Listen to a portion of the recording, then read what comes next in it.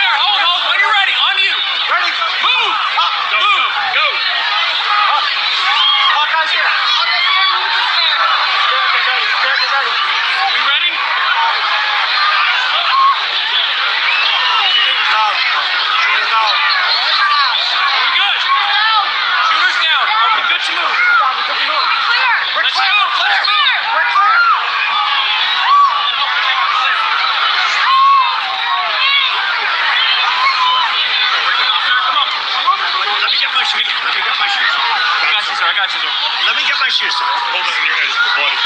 So we gotta move to the bus.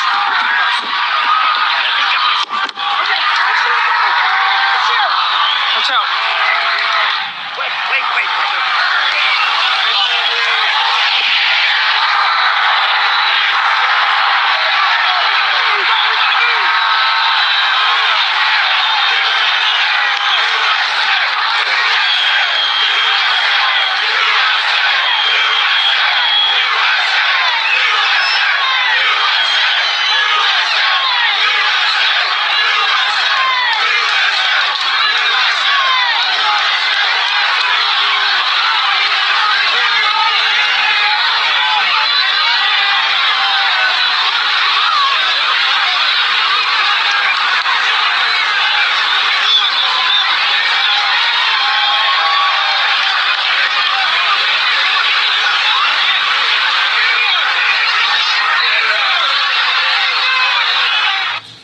This morning, Trump is back in his New Jersey home.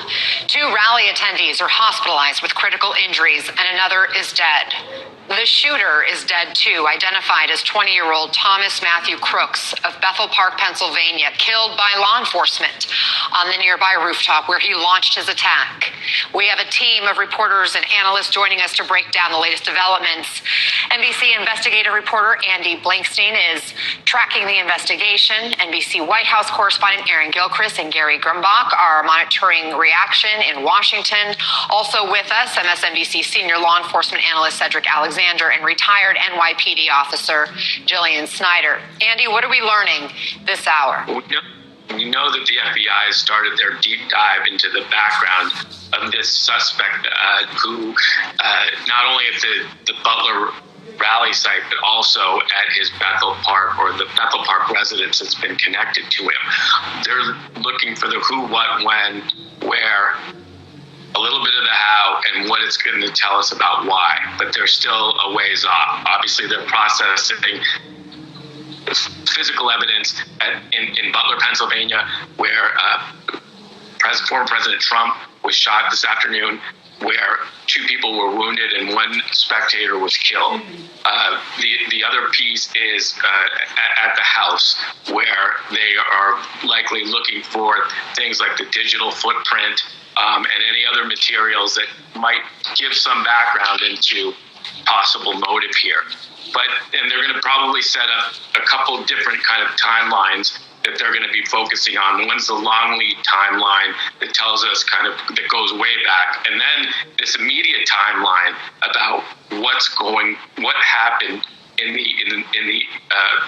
leading up to the shooting, where this gunman was apparently able to access an area, a line of sight from elevation to get those shots off at the grandstand. One of the big questions, obviously, that's on everybody's mind, top of mind, is how he was able to do this. And while it was outside the secure perimeter that the Secret Service was in, and there were state and local law enforcement outside of it, there are questions about how it was secured beforehand and then in the immediate moments before this happened. And that interplay is going to be a big issue.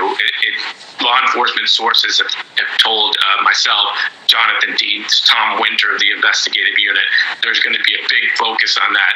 And obviously that's going to have implications going forward in dignitary protection into the convention. Cedric, what do you see as the critical questions investigators are racing to answer right now? Well, I think one of the most important things, of course, is who is this subject who was killed, and what is his background, what was the motive, and as we can begin to develop some type of social history or psychosocial history of this subject, it'll help give some understanding in the future as to during those types of events, what it is police need to be looking for. However, when you have an event this large and it takes up that amount of space, there are a lot of preparation that goes into the protection of a president or a former president. And during that time, you can think that you've covered all the bases you could possibly cover, but nothing is 100% ever secure. This was an unfortunate, sad, horrible event that took place. And what this will allow over time, as you just stated, it will allow law enforcement in that community and across this country begin at looking how do we better secure these type of particularly outside events so that no one is hurt or put in danger. But a lot is going to go into this investigation. But I think what is really important here to keep in mind, who is this subject? We know his name, maybe, but at the same time, where did he come from? How did this all evolve? How did he get to this point? These are going to be crucial and critical questions. And also, who else may have been involved and had knowledge of this attack that took place 12 hours ago? All of these things are going to be critically important in this investigation.